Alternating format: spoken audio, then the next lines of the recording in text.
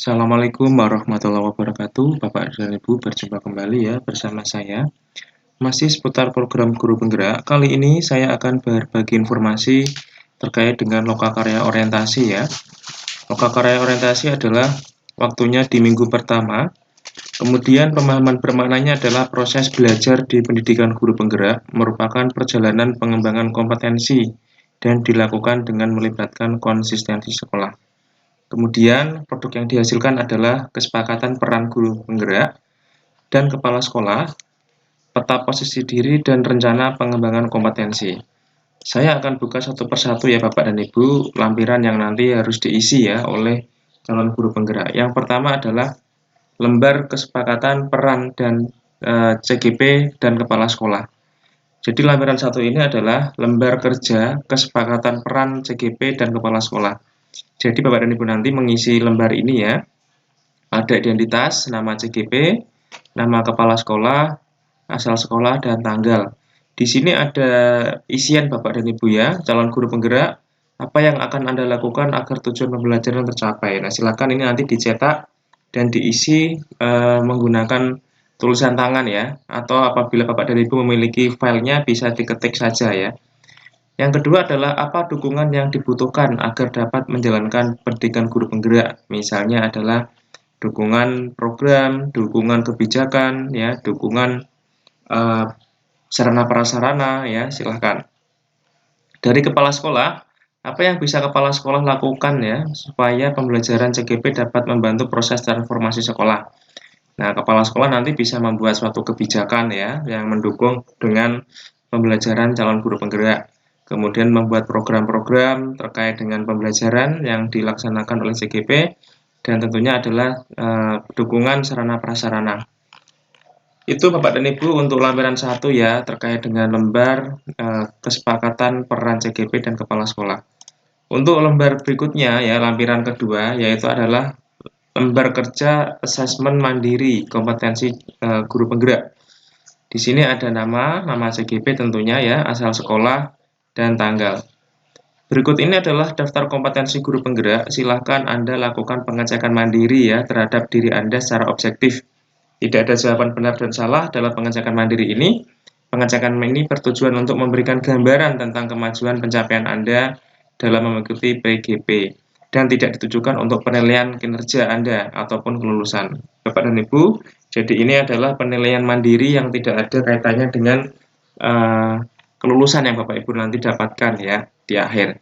Silahkan Bapak dan Ibu diisi dengan memberikan tanda silang ya yang mencerminkan diri Anda dengan menggunakan skala 1 sampai 4. Di sini Bapak dan Ibu pertanyaannya adalah kategori pengembangan diri dan orang lain. Contohnya adalah saya bertanya kepada murid hal apa yang sudah baik dari praktek mengajar saya.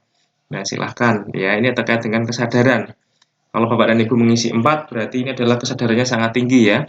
Saya bertanya kepada murid hal apa yang belum dimengerti dari praktek mengajar saya. Nah, silakan diisi silang. Semakin banyak nilainya berarti Bapak dan Ibu semakin sadar ya, karena di sini adalah menunjukkan praktek pengembangan diri berdasarkan kesadaran dan kemauan pribadi. Kemudian di pertanyaan berikutnya di sini ada kurang lebih sekitar 24 ya, 25 soal. Kemudian di kategori kepemimpinan pembelajaran, ini lanjut Bapak dan Ibu ya soalnya. Nah, silakan ini diisi Bapak dan Ibu ya, karena ini adalah pengecekan mandiri ya untuk evaluasi Bapak dan Ibu. Kemudian di lampiran ketiga, di sini ada evaluasi diri guru penggerak ya. Di sini Bapak dan Ibu nanti juga mengisi ya untuk kategori kompetensinya, evaluasi diri terhadap kompetensi ya. Pertanyaan panduannya adalah kompetensi apa yang sudah Anda miliki atau yang sudah dilakukan, kompetensi apa yang perlu ditingkatkan ya, dan apa yang menjadi tantangan dalam melakukan kompetensi ini berikutnya. Bapak dan Ibu silakan ini diisi ya, pengembangan diri dan orang lain, menunjukkan praktek pengembangan diri berdasarkan kesadaran dan kemauan pribadi. Nah, ini silakan Bapak dan Ibu, kompetensi apa yang sudah dimiliki terkait dengan menunjukkan praktek pengembangan diri. Contoh misalnya, Bapak dan Ibu sudah melakukan pengembangan diri di bidang kompetensi pedagogik ya atau kompetensi profesional. Nah, silakan ditulis saja di sini. Bapak Ibu pernah mengikuti kegiatan pengembangan diri apa saja, ya, pelatihan-pelatihan, workshop, ya, dan kompetensi apa yang perlu ditingkatkan, ya, silakan diisi semuanya. Kemudian terkait dengan kepemimpinan pembelajaran, memimpin upaya pengembangan lingkungan yang berpusat pada murid. Nah, silakan Bapak dan Ibu, di sini Bapak dan Ibu sudah memiliki kompetensi apa di dalam pengembangan lingkungan yang berpusat pada murid. Mungkin Bapak dan Ibu sudah menguasai terkait dengan pengembangan kelas ya yang berkelanjutan, ya pengembangan kelas yang kondusif, ya kemudian Bapak dan Ibu sudah menguasai tentang perencanaan pembelajaran, ya di sini ada memimpin perencanaan dan pelaksanaan proses pembelajaran yang berpusat pada murid. Kemudian Bapak dan Ibu juga mungkin sudah mengikuti pelatihan-pelatihan ya dalam kaitannya dengan kurikulum Merdeka. Dan di sini juga ada kepemimpinan manajemen sekolah, kepemimpinan pengembangan sekolah. Bapak dan Ibu silakan diisi ya untuk lembar yang ketiga. Untuk lembaran yang keempat ya atau lembaran keempat, ini adalah rencana pengembangan kompetensi diri Bapak dan Ibu ya. Di sini ada kategori pengembangan diri dan orang lain. Nah, di sini ada apa kompetensi yang ingin Anda kembangkan selama 6 bulan ke depan. Misalnya kompetensi yang ingin saya kembangkan selama 6 bulan ke depan adalah kemampuan untuk merencanakan pembelajaran berdiferensiasi misalnya ya atau kemampuan mengembangkan pengendalian kelas ya berbasis sosial emosional. Nah, di sini Bapak dan Ibu bisa diisi ya. Kemudian indikatornya apa? Dikatakan berhasil jika pembelajaran berjalan dengan baik misalnya. Strateginya apa untuk mencapai kompetensi itu?